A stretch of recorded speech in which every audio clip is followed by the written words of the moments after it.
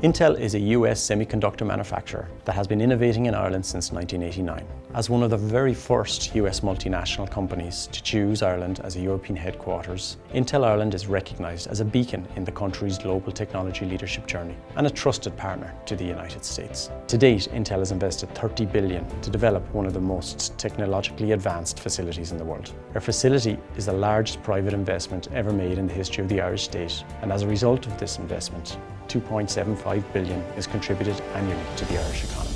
The Fab 34 construction project represents a significant positive global impact in terms of scale, investment, people and sustainability. And when completed, it will double the available manufacturing space in Ireland to run production. Fab 34 will use leading-edge technology known as extreme ultraviolet, or EUV lithography. EUV is arguably one of the most complicated pieces of technology humans have ever built. The installation of this system marks the first high-volume EUV production in Europe, bringing with it the future of semiconductor manufacturing. 54,000 people have gained experience of being an Intel employee at some point since we began operations. Each of these employees represents extraordinary talent and experience which impacts across ecosystems globally. And as Intel has grown, so too have many Irish companies that enable and support our work.